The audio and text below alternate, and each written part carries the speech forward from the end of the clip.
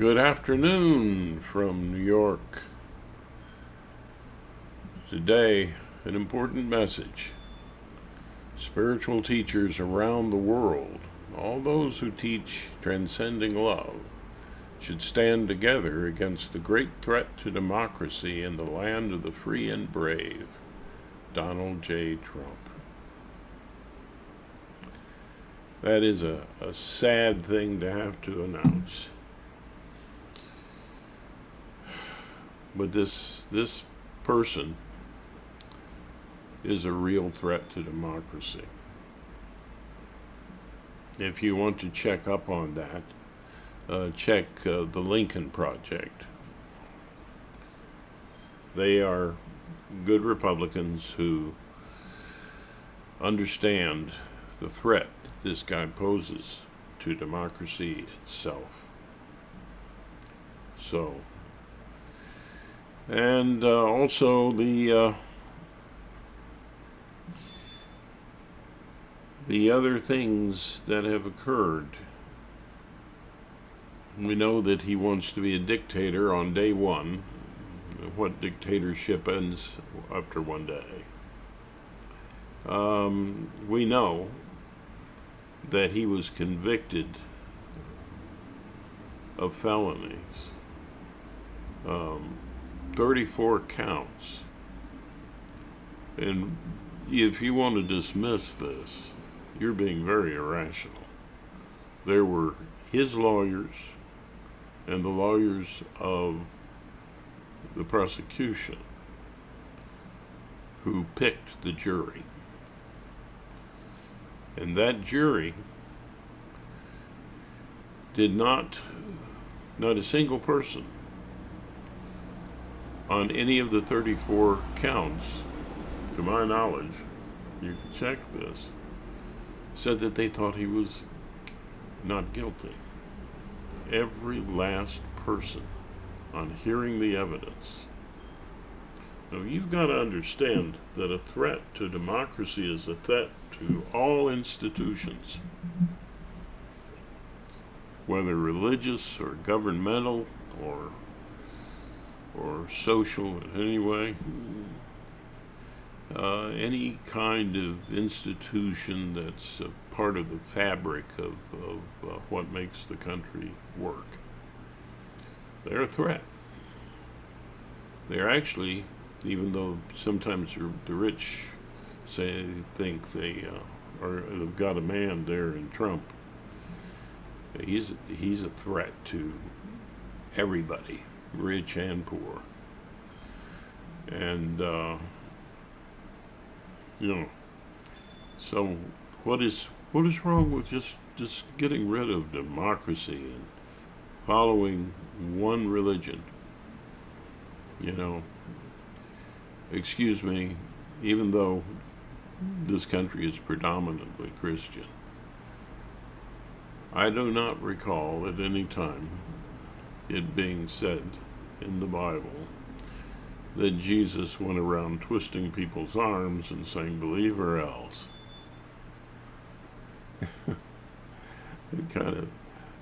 That wasn't the thing, was it? And if you want to, he wants a Christian nationalism. Think about that a minute. When Christians came rushing to this country, they were oftentimes running from, in Europe, from other Christians who thought they weren't Christian in the right way.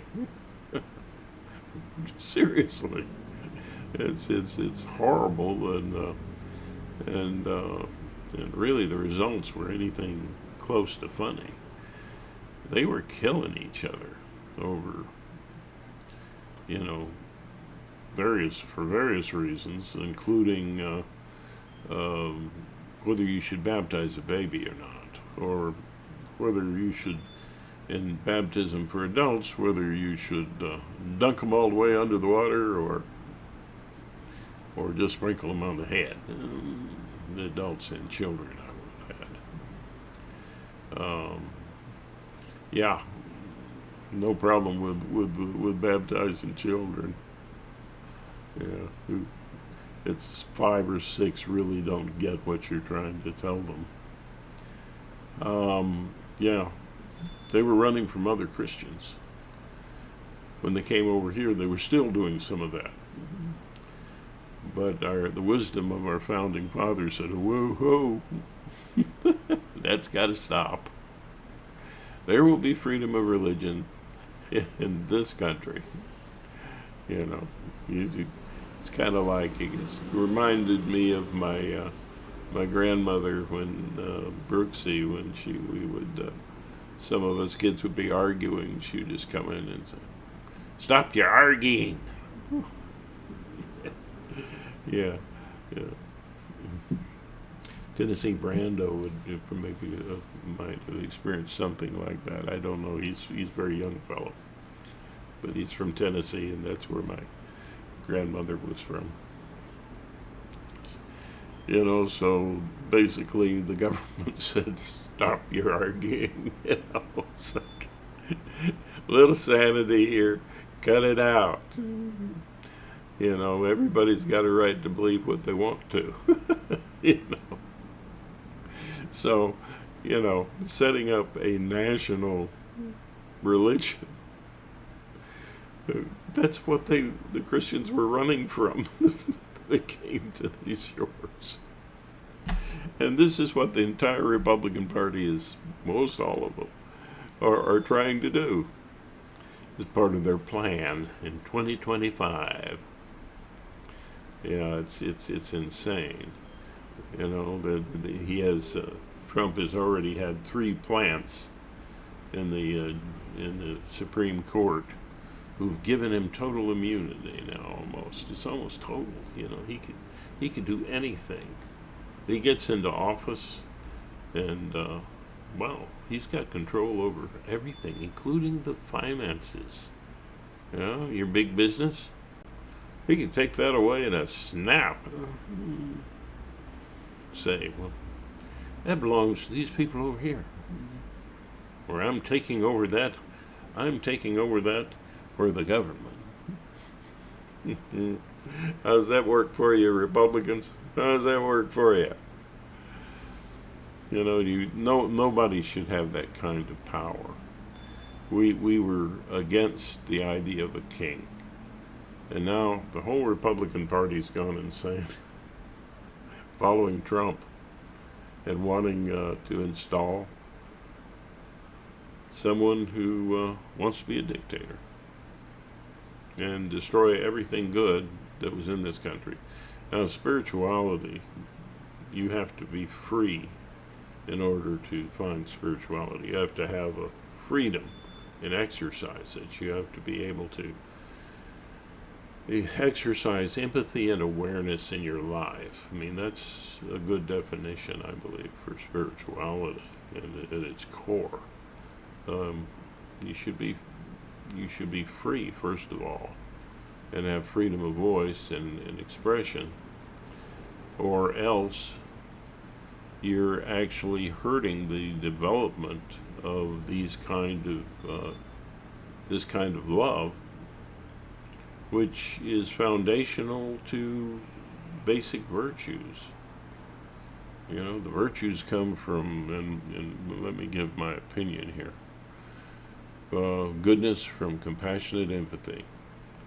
Artfulness, you know, the ability to allow more than one opinion or one way of looking at things. Yeah. From creative empathy, and truth from objective empathy, which working together create a higher degree of trust in what? In one another, in the institutions that we created to help and care for our populace. The worst thing that a dictator wants to do is tear down those institutions and tell everybody, I'm it. You don't need those things. Let's just get rid of them. You know, he was overheard saying about our brave soldiers at D-Day that they were suckers and losers. Well, with his Nazi-esque tendencies, yeah, that's where that could spring from. And a 4-star general heard him and reported it. Well, first step of his dictatorial approach to things is fire that general. He had fired the head of the FBI, trying to say that he was doing something for Hillary's sake, I think. And wasn't that it? Something like that, with some lame excuse. And Comey was much admired by his fellow workers, and workers is not an adequate term, but I should say something that sounds more respectful. But I'm an ignorant old hayseed over here, just an uneducated old boomer. But I ain't no fool. That guy was about the closest to a Boy Scout that you could ever have. Fired him. I know that some of the Democrats are upset with him, because when he released some information, but, that was, kind of a iffy thing. I mean, whether he should do that or not, it's maybe he made the wrong decision, but that's an excuse to fire him? I don't think so. Anyway, but yeah, he's acted like a dictator before. What more clues do you need? He, with all of the evidence totally against him, you're talking about the election. Do you really believe that election was stolen? Nobody that knows anything about elections or worked in those elections would agree with you. I know how the elections work. There's Republicans and Democrats counting those votes. Usually, in the things that I've seen and experienced, they're very friendly. Everybody's very friendly. Very friendly. Working together for democracy, because they love democracy. Yeah? So, what we've got is a man that won't just harm this country and its spirituality, its love flow, but he's going to be spreading that around the world. All of the democratic nations that are allied with us, he wants to throw them under the bus. What happens when you stand alone? Well, do you actually read your Bible, you Christians? Do you really? A house divided against itself cannot stand. If we turn our backs on our allies, we are a house divided. It's ridiculous. You've got to support democracy. And, he's, buddying up, you know them by their associations. Who was he praising? Oftentimes they were dictators. Wake up, America. Joe Biden is old, but he's not a dictator. He's old, but he cares. He's old, but he still thinks clearly. It might take him a little longer.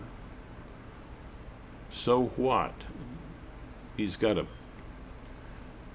wagon load of wisdom that runs on its own fire. And you don't have to pull it. It flows. His wisdom and compassion just flow through him. You see all kinds of examples of that, when he's speaking. In that debate, try not listening to all the lies that Trump said, or to the silliness of the media that wants to have a horse race, and so they're damping down the obvious winner, or the one who should win this election, any excuse they got, or the hand-wringing Democrats who would like to be president. Yeah, heck with that. Get behind Joe. Support him. It's up to spiritual teachers around the world to support democracy. You say, well, we can't support a particular candidate. You can support democracy, and you can tell the truth about who's supporting or not supporting democracy. That you can do, and you should do it, around the world. Let your voices be heard. Let the allies of this country jump in. I don't care. Jump in. Let everybody know how you feel about Joe. Great guy. He's done a lot, he's not perfect, but he listens. He's empathetic. He can be convinced. Even when he's wrong, he can be convinced. But poor Trump, he's mentally ill. He's weak morally. He's pathetically weak. He babbles half the time, and nobody makes any big point about his word salad. And Joe's who was sick at the time and has a habit of stuttering and is getting older, reaches for a word or loses his train of thought for a minute. Really, that's not a big deal. It really isn't. And what are you going to worry about him not finishing the 4-year term?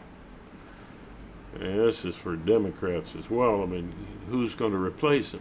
Obviously, it'll be Kamala Harris, who is polling about the same. And guess what? If he did become incapacitated, or if he did die, God forbid, we'd get Kamala anyway.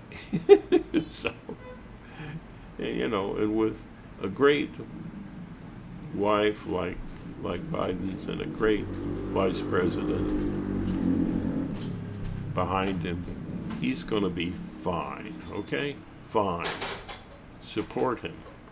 Support democracy. Support real spirituality. The opportunity for everyone to make the right decision and to advance love in the world. So, I want that to be very plain. This channel is about supporting empathy and awareness in all our communications. These are my points of view. We are open to yours if you agree that we need more empathy and awareness in our world. And we will be reaching out with recorded Zoom calls and other ways, and we are inviting anybody with expertise to help with this channel so it can go bigger and not be just another boomer talking.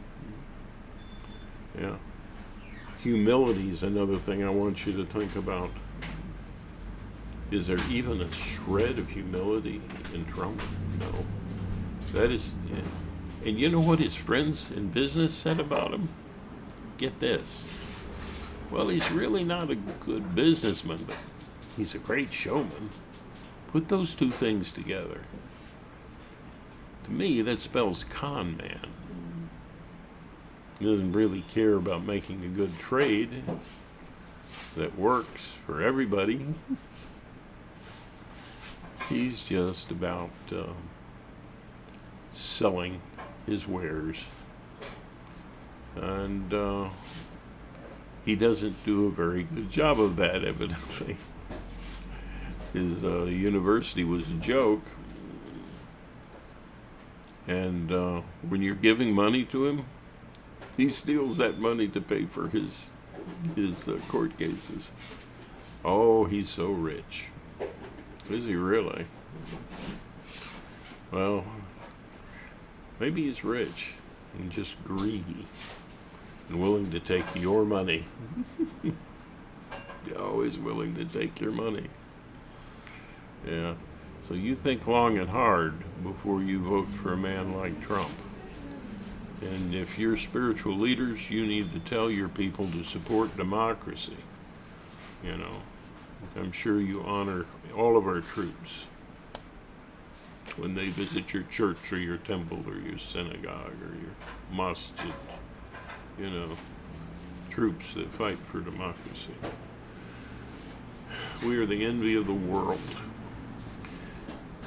Trump says we're a crappy country now. We're just so bad. At the same time, he says, there's so many people running across the border. Why are they running across the border if we're such a crappy country? Explain that, Trump. They're dying to get here, literally. So, yeah. And of course, the good Christian approach to that is to be mean to them. Yeah. Yeah. Put up razor wire. Yeah. Enough of that. If you have faith and love, if you teach transcending love, and you're a teacher of that, whatever your religion, tell your people, vote, and vote for democracy. And try to tell them why. Thank you, and good afternoon. I'll give you my Irish blessing, which was criticized recently. But I'm going to do it anyway. May the road rise to meet you. May the wind be always at your back.